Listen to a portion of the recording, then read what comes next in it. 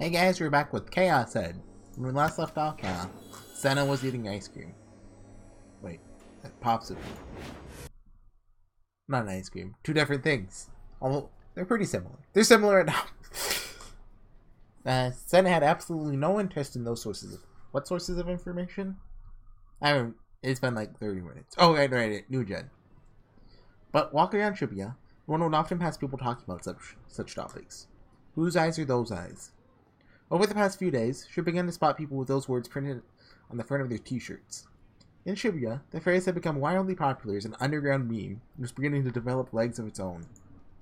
People on the street spoke, smiling, how related goods were selling pretty well at Harajuku's souvenir shops, providing proof positive that human beings have zero interest in anyone besides themselves. Senna snorted quietly, slow to show her contempt. Oh, she has it. I like how they added a sprite for the popsicle stick. Finished the last mouthful of her popsicle, Nightly closed her eyes without changing her severe expression. She listened closely to the noise of the city. Her wide range of noises overflowed through the Sunday Plaza. The rumble of trains reaching the platform, taxis honking, people chatting as they walked, BGM leaking from the Jumbotron and from inside shops. The announcement from the escalator explaining how to ride it safely. What do you mean how to ride it safely? The sounds never died out. Before one ended, the next one manifested and they would play a multi-layered and discordant noise. In the midst of that noise, Senna only paid attention to people's voices. Her brain blocked out all other sounds. She couldn't hear their words clearly.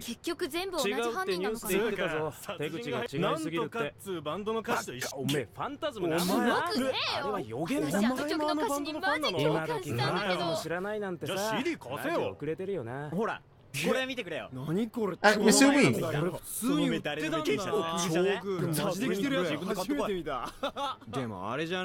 これってニュージェネの犯人に殺してくださいってアピールしてるようなもんじゃ。俺もいよいよ全国デビューか。やはは。最近渋谷超怖い。マジさんだけど一人そういうわけだ。Okay, can this stop? This is loud. キモい男とかだけ殺してほしいよね。私マジ応援する。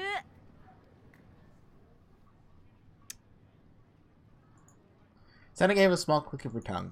She soon ceased listening. She hadn't found anything worthwhile in any of the noise. Ultimately, noise was no more than noise. Whose eyes are those eyes? She looked around one more time. Since some time before, she had felt a horror akin to having cold fingers caress her back. A gaze thrown at her by someone unknown. But she couldn't seek out its true form. Senna pushed herself away from the pillar against which she was leaning. And then, as if she had only just remembered it, stared down at the popsicle stick remaining in her hand. Oh, she didn't get the free popsicle? That's a thing in Japan, right? Like, the popsicle will either have, like, lucky or not lucky. If you get lucky, you get a free one, right? I saw an anime where... I've probably seen multiple anime where that happened. I forget what it was, though. Or what they were, if there's multiple. I don't remember. Knitting her eyebrows, as if her mood was growing worse and worse, she quickly walked off towards the station plaza.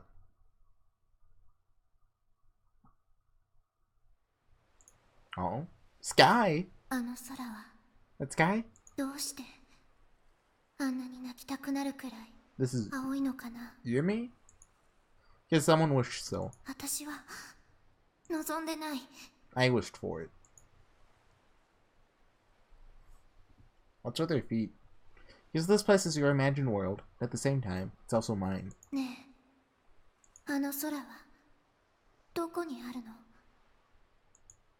Anywhere you wish it to be.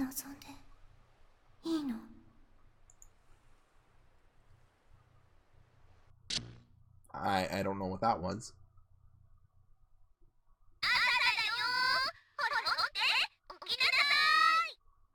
Is that Sarah, I think her name is? Sarah Tan was calling me. HorseyEatYou was great yesterday. Sarah played a huge role. There had been a sexy kissing scene. No, it's not kissing, it's just a mana transfer. The Sakuga quality was way up there too.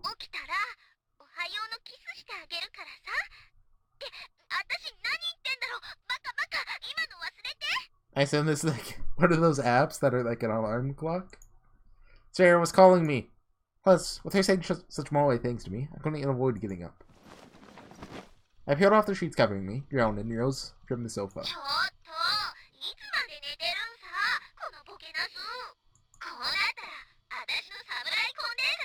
Samurai condenser! When I switched off the alarm clock, Sarah Tan's voice got cut off in the middle of resounding through my room. Good morning, Sarah. My Sarah voice clock came in quite handy. If I didn't turn it off, her voice would get louder and louder before finally turning into a meaningless buzzer. Because I wanted to greet this morning after having been woken up by Sarah, I trained myself to hit the switch before the buzzer started ringing. Up until now, it only failed at it twice. It was so easier to wake up with Sarah's help. No, in actuality, I usually felt pretty awful from playing games till dawn, or from how uncomfortable the sofa was, but being woken up by Sarah made it much less painful.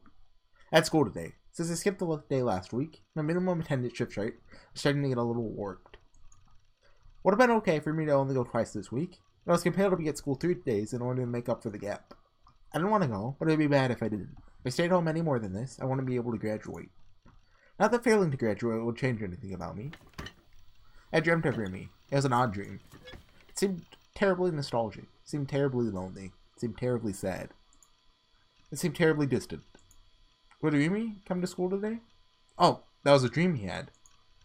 I constantly kept thinking about what happened the day before, yesterday. I thought about it on and on, to the point of neglecting ESO. Then about Shogun having appeared, or the illusion of everyone disappearing from trivia, I didn't attach tremendous significance to those things. Those must have been my delusions. I certainly couldn't believe that Shogun was an old man like that. Thinking back on it, there were simply too many impossibilities involved in people vanishing from trivia. It meant an illusion that particularly felt real. But I was ashamed of myself for being so quick to believe in a situation so far removed from reality. More than any of that, Remy, the girl I had called a demon until very recently. My memories of being in that place were surreal and malleable, as in a dream. The one thing I still recalled clearly was the feeling of Remy embracing me.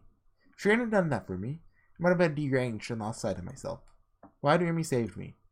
I wondered if it was because, as she said, we were friends. I had not a single memory of things like her being in my class since freshman year, or of us going to a movie with Misumi. But the attitude with which she made contact with me was clearly one of a close friend. Remy had been a little close to crying when she held me. At the very least, I didn't think it was an act. She was the first girl to ever worry about and cry over a gross otaku like me. She acted like that towards me, and instantly blew away all my previous dread and suspicion. More than that, it made me feel like I was on the verge of falling for her. No, but as you might expect, I was keeping myself carefully reined in. Confusion took up most of the space in my heart. How should I act around Remy from now on? Is Remy my ally, or my enemy? Is Remy the new-gen criminal? It is a fact that she had saved me, but it is also a fact that I had seen her standing still, drenched in blood, the scene of a staking. Stopped by Shoto Park on the way to school. After what had happened with Yua, I had given up on my custom of eating breakfast here before heading to school. It didn't feel so pleasant when I thought that Yua might be watching me from somewhere. I almost dropped my phone. And if she'd come to talk to me, she'd regurgitate her annoying, crazy conspiracy theories at me again. I couldn't afford to spend any time around her. Yua is Remy's subordinate. Maybe I'd been wrong in believing that deduction of mine for so long. But that didn't mean Yua wasn't my enemy. There remained the possibility that Shogun was the last boss, and Yua would defend her. In any case, it would be better to stay away from her. Except today, I had somehow ended up coming here. I carefully studied my surroundings to verify that Yua wasn't there, then slowly lowered myself onto the usual bench. Cast my eyes towards the pond while stuffing my cheeks with the chocolate pastry I had bought at the convenience store earlier. There was little wind, and the surface of the water remained idyllic. Once in a while, I saw koi-like fish slide through the cloudy water. Today, weirdly enough, there's no other people in the park. It's a very quiet scene. As my gaze swam about the park, what I thought of was, predictably enough, Remy. To be honest, going to school was a bother, knowing that I would have no choice but to see her. For that, I went here, just by myself sometime. Felt like I said all kinds of harsh things to her. Yet, Remy kept smiling and continued treating me kindly. If I went to school now, she'd surely start talking to me again, the same as before. Smiling, acting as though she had happened in front of the 107 building didn't bother her in the slightest, calling out to me as my friend. Somehow, that eternally cheerful demeanor of hers depressed me a little. But she also had an atmosphere about her that made me think maybe, if I stayed with her, I'd start feeling brighter as well. But what kind of expression should I go meet her? I definitely didn't think of Rumi as a demon anymore. But I didn't think of her as a friend either. Assuming it said that Rumi and I got along well as classmates for the past year and a half, but I had no memory of anything of the sort. Perhaps something was going on with the person behind me, after all. But it was possible for my memories of Rumi to disappear like that, as if they had been pinpointed. But was it possible? That raises the way he said that, as if though they had been pinpointed. That kind of makes me think, that raises the point. I've always just assumed that normally Q was never friends with Rumi. But what if it's the other way around and he just forgot her?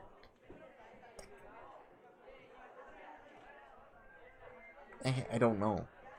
Because, Rumi has to be connected to this somehow, right? Or maybe, the girl he saw at the staking incident was just a delusion of his. And, just use the memory of her as, But, I don't know. Hunched over even further upon entering the school building. Following my usual principle for getting up by at school, walked slowly along the edge of the hallway as I headed up for the stairs. My class was on the 3rd floor. It was quite a pain in the neck to climb up there, if only there was an escalator, I thought. Having come to the foot of the stairs, I spotted a girl ahead of me, swaying as she climbed up. She dragged her right foot a little as she walked. Maybe she twisted it. Small body wavered from side to side. She seemed awfully precarious. As the other students steadily caught up with her and passed her on both sides, she climbed up slowly, literally one step at a time. Looking at her from below, it seemed like her panties would start showing any moment now. Oh! Crap! At this rate, I ended up as a peeping Tom. I didn't want people to call me Mirror Man.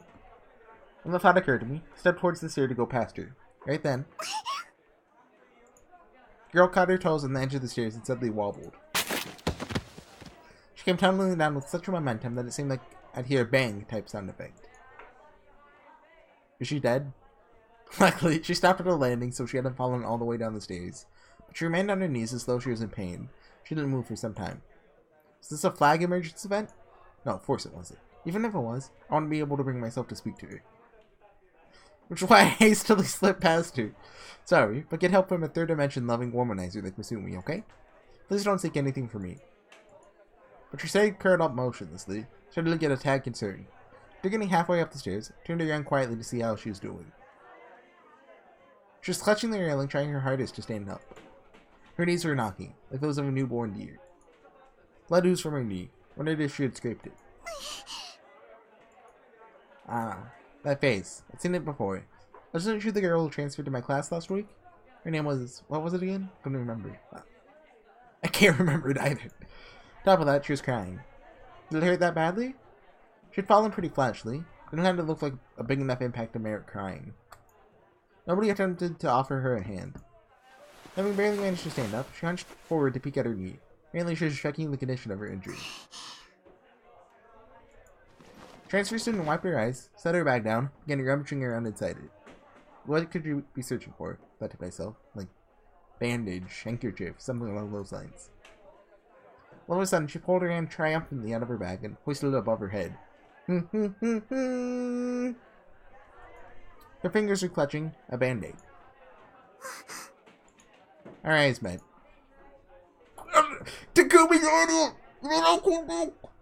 the transfer student's cheeks went red and she hung her head. Well, for the time being, she seemed alright. To be alright. And even if I didn't stay and watch her, she would be okay. Reaching that conclusion, I hastily went to the classroom. I still don't like these CG models. These are spooky. Lowered my head as I always did, fixing my gaze at the ends of my toes. Silently took to my seat. Come to think of it, I seem to remember that transfer student saying something to me on the day she transferred in. Something about being glad we're in the same class. Yumi had soon made me forget all about it, but I wondered what those words had meant. Yo, Taku. Hey. As always, Masumi was calling me. Maybe the truth was that he didn't have any friends besides me. That might be right. At least the way he always started talking to me, and only me, was sufficient to give me such doubts. 昨日さ、怪しいおっさん2人が校長室に入ってくのを見たんだ。 Does Misumi actually exist? Think about it. Have I ever seen Misumi talk to anyone else? Have I? Oh, there was Fesu, right?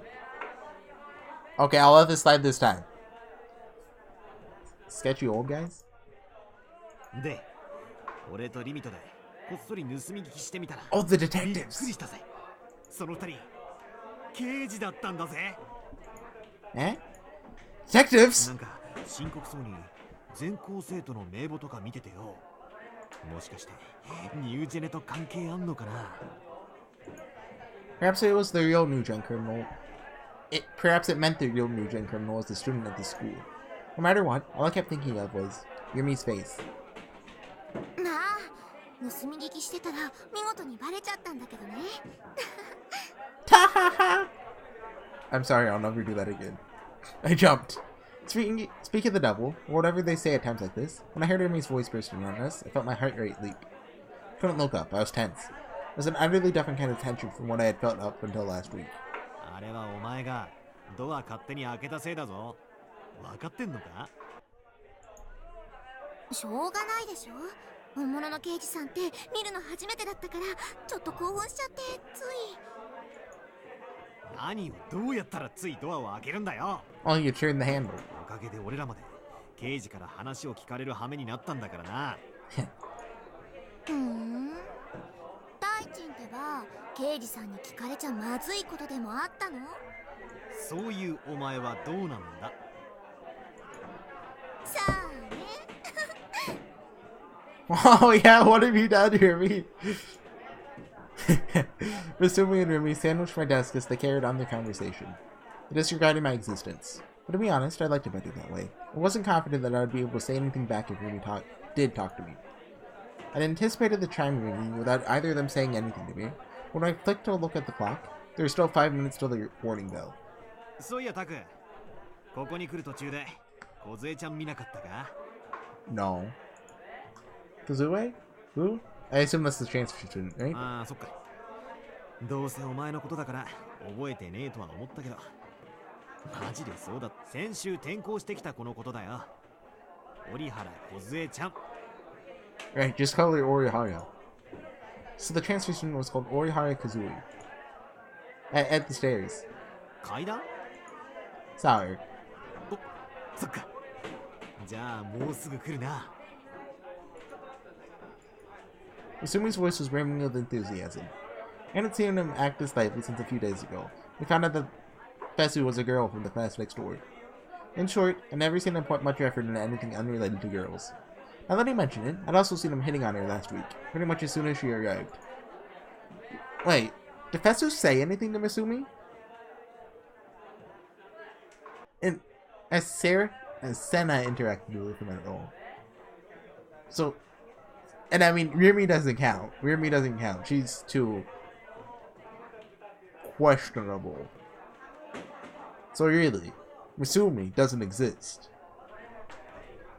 He's Takumi's persona of wanting to talk to people. Way to go. Never mind the fact that you have a girlfriend. な、梢ちゃんってマジ可愛いと思わねえ？ And no, really right now, it's Takumi and Rimi talking. Sure, ask me things I find hard to answer. Although that doesn't explain the phone call that one time you talked to Misumi. Not ambiguously. Apparently you took it as a sign of agreement. 太郎、俺一目で気に入っちまったよ。なんか守ってやりたくなるんだよな。男子みんなも同じ意見だよ。どいつも可愛いって言ってんだ。けどよ、女子の間じゃあんま評判良くねえんだよ。 The girls don't like her? Why not? まだ転校してきたばっかだぜ。それなのに早くもうざい That's み just たい mean. な意見まで出てきてんだよ。このクラスの女子って性格悪いやつ多すぎだ。 Yeah, like Rimi. Ayo! Got her. それって大臣のせいじゃないの？だいたいそのうざいって言ったのどうせ大臣の彼女でしょ？ Does his girlfriend have a name? ああ、そうだけど。そりゃあ彼女にしてみればうざいに決まってるよ。自分の彼氏が目の前で折原さんを口説きに行っちゃってたらさ、私でさえよく喧嘩売られるんだから、大輔君に近寄らないでって。しかも一人じゃなくて何人かから言われた。マジ？自覚なしか。少しは反省したら？いやー、モテる男は辛いぜ。Implying he's popular? これだよ、さすが女の敵。もう私フォローしてあげないからね。あ、折原さん来た。あ、なんか怪我してるみたいじゃない？本当だ。Yeah, what happened? That's me whistling. That was what you got in when she tripped on the stairs earlier. I can whistle, but you know, it's funnier if I don't actually whistle. Of course, I don't feel like telling these two about it. For now, at any rate, I want to avoid talking to me as much as I could. 俺、ちょっと行ってくれ。 Soon we dashed up to the transfer student. Thanks to his departure, Yurumi was the only person left nearby my seat. Ah, please don't leave me, Masui.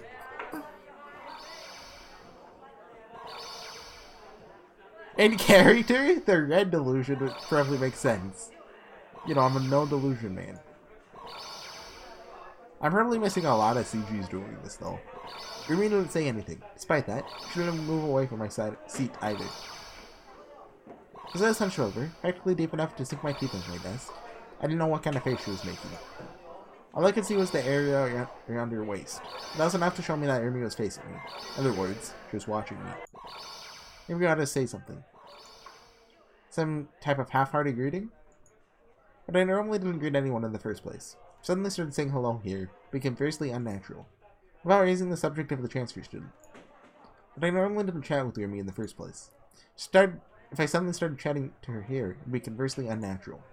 What about thanking her for the day before yesterday? No, before that, should I apologize for being mean to her after she went out of her way to help me? Or could I ask her why she'd been there at that time? Should I ask her if she'd hug me because she's into me? or else. Or I could ask about why she'd been at the staking crime scene. No. None of those were the kind of topic you could easily start a conversation with. What am I supposed to do? Silence put more and more pressure on me. I thought to myself that it'd be better to talk, that it'd be more awkward to let the silence continue like this. But I couldn't get any words out. I can't stand the third dimension after all. Couldn't take how my breath became this stifled when all I was trying to do was talk. Wanted to rush home and comfort myself with Sarah at hand. Yurumi finally let out her voice. Jerked a little in surprise, trembling. Still couldn't raise my head.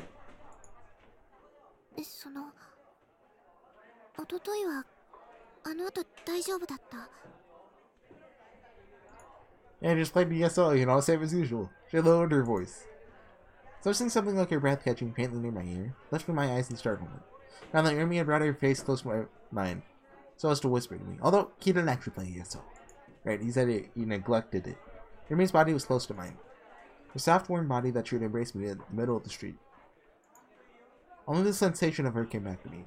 The inside of my head went pure white.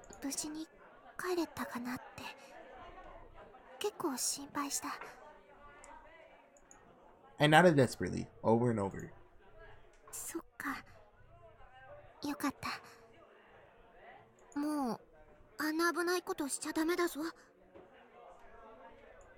Dangerous?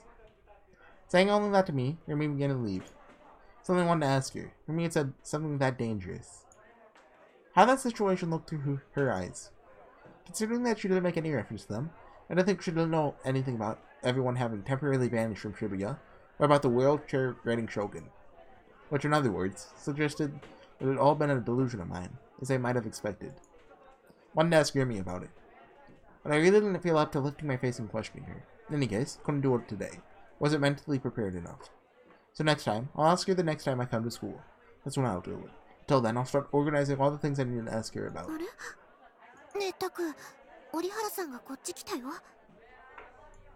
Transfer student? Oh no!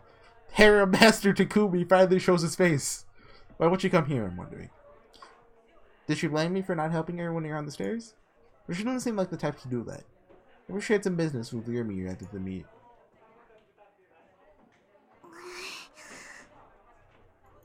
Chancery shouldn't stop once she'd come to Yumi's side. She didn't say a thing. What did she want? As long as Yumi was here, I couldn't raise my head. Chancery Stone's toes were fidgeting in her shoes, but she still didn't attempt to say anything. 折原さん、どうしたの？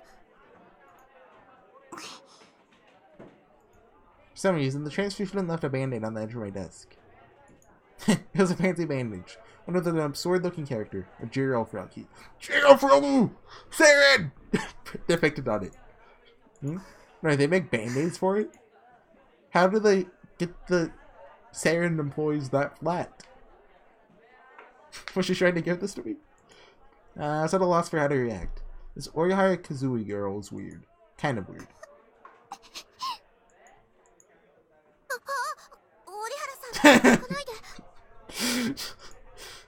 Was she crying?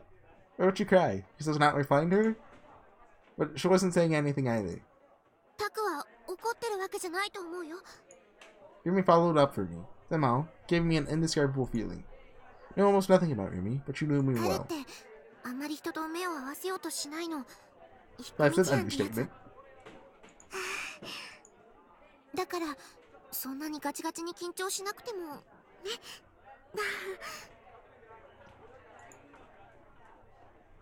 I promised I'd never do the ta ha ha 私にも again. 絆創膏くれるの？ありがとう。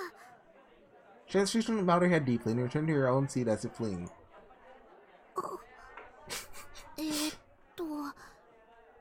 なんだかよくわかんないんだけど、タク、その絆創膏もらってあげるべきだと思う。 Why a bandage? Well, like, I get the, whole she shipped things so she got a bandage out, but why'd she give one to him? Why'd she giving it to me? Right, exactly!